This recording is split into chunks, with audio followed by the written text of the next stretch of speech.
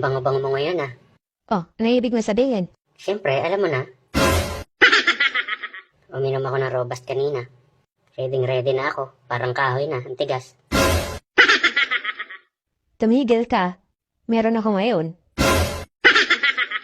Naku, ano ba naman yan? Wrong timing ka na naman eh. Wala tayong magagawa, ganun talaga. Babae ako eh. Kailan pa ba yan? Kanina lang, umaga. Baka naman pwede pa yan. Kanina lang palang umaga eh. Kuwalastik ka. Ang hilig mo talaga. Gusto mo maging crime scene itong kwarto natin? Paano na to? Hindi to lalambot hanggat hindi na iipasok. Buti pa ganito gawin mo. Pumunta ka doon kay Kumare. Oh, ano naman gagawin ko dun? Doon ka muna, Miss Cor. Walastik ka. Kung ano-ano naiisip mo eh. Hindi nga, pero biro. Papayag naman kaya yun. Oo, papayag yun. Magdala ka ng 500. Pag naka-score ka, bayaran mo siya 500. Sigurado ka ha? Hindi ka magagalit ha? Oo nga. Promise. O sige, punta ako dun. Kung hindi lang talaga kailangan eh. Mahal, alis na ako ha. Ano nga pala sasabihin ko dun? Basta sabihin mo, pinapunta kita. Dahil ka mo may dalaw ako, alam niya na yun. Okay, sige. Oh, no, no, no, no.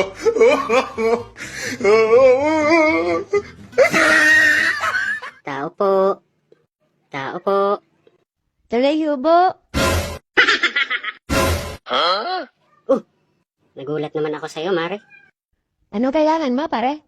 Yang katawan mo. Pinapunta ako dito ni Mare mo eh. Kasi may dalaw siya ngayon. Oh, wala naman akong tindang napkin. Hindi yun. Sabi kasi ni Mare mo, basta pagpunta ko dito, sabihin ko daw sa'yo na may dalaw siya. Alam mo na daw yun eh. Ah, ayun ba? May dala kang pera dyan. Meron, 500.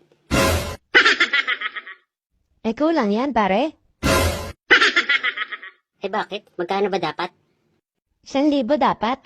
Nako, kulang nga. Sabi naman ni Mare mo 500 lang.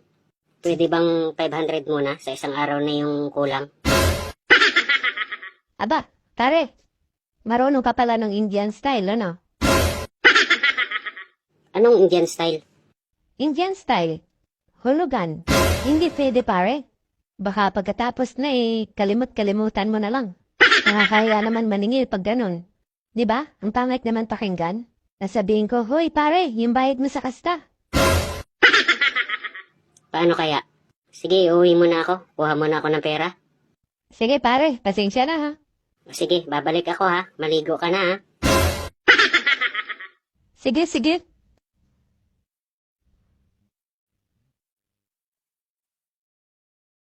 Oh, andito ka na agad. Ang bilis mo naman. Sa bagay, mabilis ka nga pala makatapos. Ano nangyari? May problema eh. Anong problema? Ayaw pumayag ni Mare ng 500. Sabi, 1,000 daw dapat. Pambihira naman siya. Pag siya ang meron dalaw, 500 lang singil ko sa asawa niya. Tapos ngayon, sisingilan ka ng 1,000. Wala pala siyang pakisama.